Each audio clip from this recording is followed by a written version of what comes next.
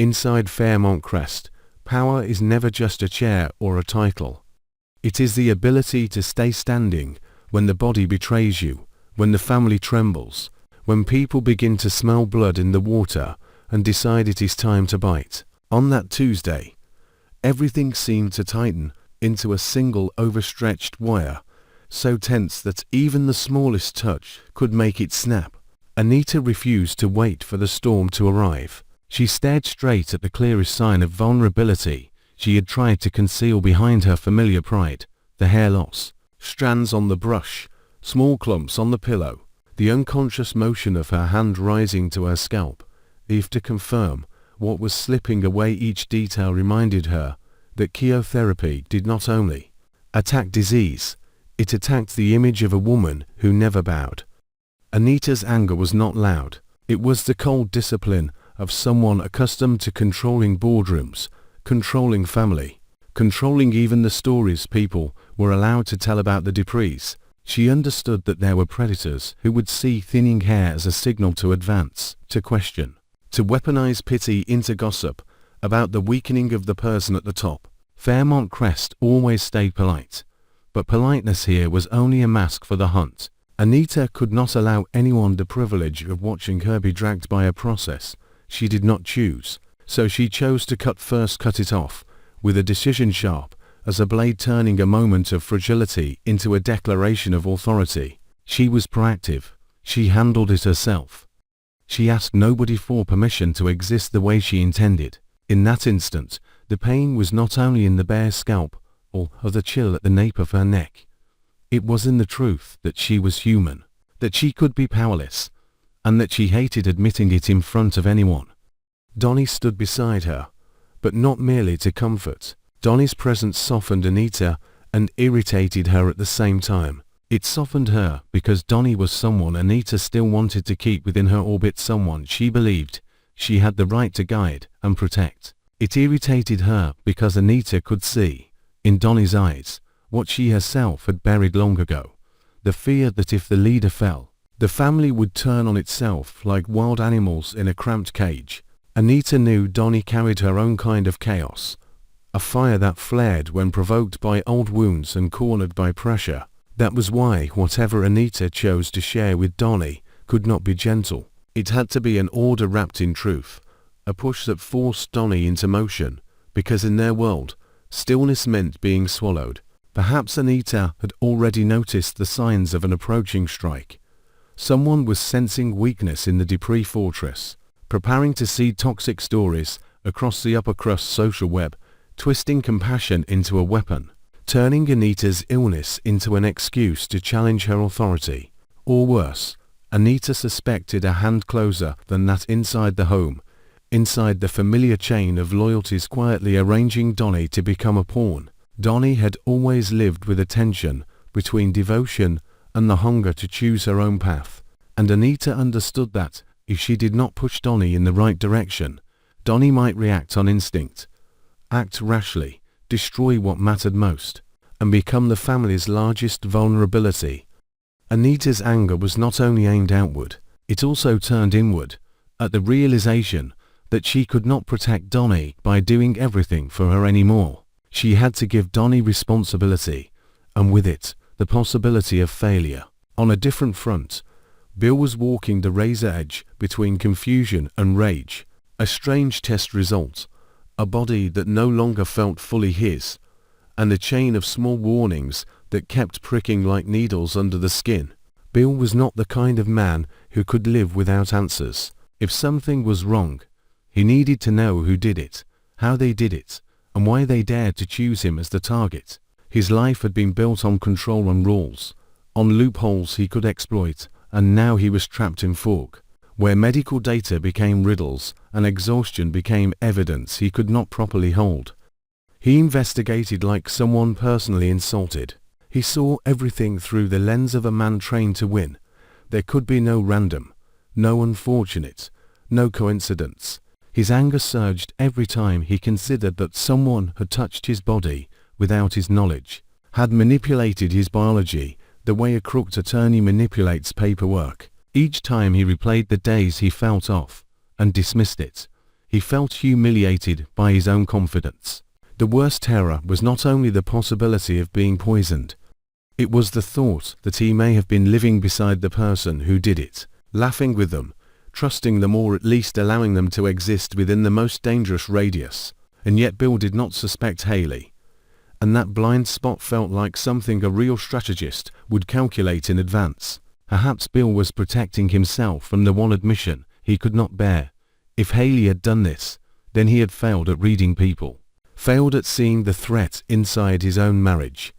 Bill hated the feeling of failure more than he hated pain, so he built alternative stories to keep his self-image intact. An old enemy, a legal rival, some shady lawyer running a scheme to dismantle him. Bill followed the trail like a bloodhound, searching for a link between the bizarre results and recent encounters, procedures, signatures, meetings, deals, grudges. He believed that if he found the middleman between the medical system and his private life, he would uncover the rope that led straight to the mastermind. That determination made him dangerous, because the deeper he went, the more likely he was to collide with layers of power he did not fully understand. Certain things in Fairmont Crest did not run on law. They ran on obligation, on debts, on silent agreements, on people willing to destroy reputations to protect themselves. In the shadows of those overlapping alliances, Vernon chose to warn Andre. The warning did not need details to become a threat. Spoken at the right moment, to the right person, with the right look, it was enough to make the listener feel he was standing on thin glass. Vernon warned Andre about something or someone, and the most unsettling part was that Vernon did not speak without reason. Andre knew that. Andre also knew the warning was not pure concern. It was a test, a way for Vernon to measure Andre's reaction and decide exactly where Andre stood on the map of loyalties. Andre might have felt offended, because he did not like being treated as if he required guidance, but deep down, he recognized Vernon was not prone to panic. If Vernon warned of danger, a real undercurrent was rising. The question that followed was poisonous. Did this connect to Bill? Or was Bill merely noise covering something larger? Bill's investigation could be a knife cutting into ice, exposing an even deeper plot, one with multiple layers, where everyone had a reason to want him silent or want him unstable before he reached the truth. At the same time, another shock detonated in Cott's world, striking the softest place first: trust. Cott received news so jarring. It was not just information, it felt like someone yanked the rug from under her feet, revealing that she had been standing on a foundation that could crack at any moment. Cott had always wanted transparency, always believed in saying what needed to be said before it became a wound that could not be stitched. But Fairmont Crest did not nurture transparency. It nurtured curated silence, marketed as class and discretion. Cott had tried to believe she could live differently, love differently, and trust Tomas as a rare anchor in a community where everyone carried something sharpened behind their smile. Then the news arrived, bringing with it an image that would not leave her mind. Eva leaning on Tomas, an act that could be disguised as weakness, but could also be a perfectly executed move by someone who knew exactly what she was doing. The news hit Court's pride before it hit her heart. Her anger erupted not only because of one intimate moment, but because of what it symbolized.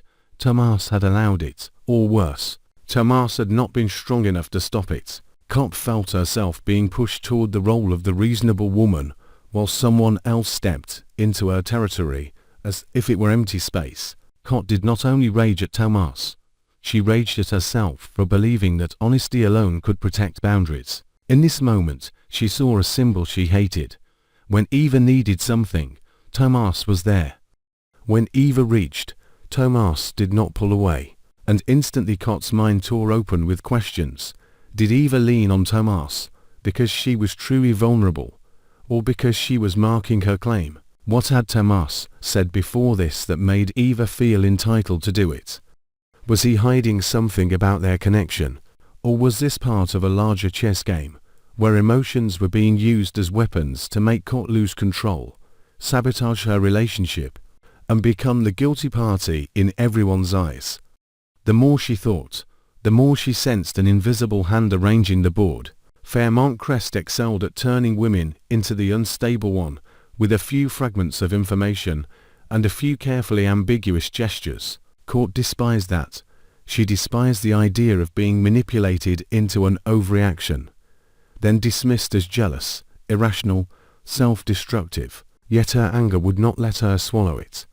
Silence, to Cott, felt like collusion with betrayal. That was why conflict with the person she loved became inevitable. Cott faced a brutal choice: confront Tomas and force him to look at the boundary he had allowed to blur, or choke down her fury to preserve the illusion of peace while she rotted from doubt on the inside. She knew if she exploded, Eva would have material to exploit. Eva could become the victim, pull others into the story, frame it in the way most useful to her. But if Cott stayed silent, Eva would understand she had won the first round, and in a community where power was measured by how inviolable you remained, Cott refused to be tested endlessly. Then there was Isaiah, a figure who might accidentally, or deliberately, become the fourth corner of an emotional trap. Was Isaiah merely a bystander being dragged in, or a possible alternative, an exit Court began to imagine in order to save herself from humiliation? If the situation spiraled into a four-way entanglement, would Court be choosing love, or choosing war? While Court staggered under emotional shock, Donnie was being pushed toward a mission, both unclear and heavy as stone. Anita's words smoldered in Donnie's mind like an ember that could ignite at any second. Donnie might have felt forced into the role of decision-maker, while her own heart was still tangled in old injuries, still haunted by Bill's presence in the private architecture of her emotions. She wanted to scream that she did not want to be strong, did not want to become a strategist, did not want to choose between defending the family and defending the fragile calm inside herself. But Donnie understood something Anita understood too.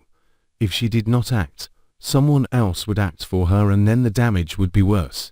Donnie could not shake the suspicion that so many crises arriving at once were not accidental. Anita losing hair and choosing to cut it first, Bill digging into his test results, Vernon warning Andre, Cott exploding with shock about Eva, and Tomas any arrows aimed at the same cluster of people. Who was pulling the strings? Who benefited from the Duprees being distracted by illness? Who benefited from Bill weakened and confused? Who benefited from Court and Tomas fracturing? Was this a layered campaign, designed to erode both love and power, both health and reputation? If Bill truly was being poisoned, he might be the most important piece on that board, because a powerful man who begins to suspect everything creates chaos. That chaos might expose an enemy, or it might shatter alliances and isolate him from the very people who could help. And if Bill refused to suspect Haley, then who would he choose to blame? Someone easier to name, so he would not have to look inside his own home. The real mastermind, if one existed, would have anticipated that Bill would look the wrong way, or would be too consumed by vengeance to recognize who was quietly steering him. Vernon's warning to Andre that there'll be protection, but it could also be a leash, because Vernon knew Andre might know far more than anyone suspected. Andre could be carrying secrets about the Duprees or about old, buried agreements, and if Bill kept digging, those secrets could surface. So was Vernon protecting Andre, or protecting himself from Andre becoming the spark? And Andre, if cornered, would he choose loyalty or would he choose to strike back with truth? As for Cott, her rage and doubt could make her the easiest target to trigger.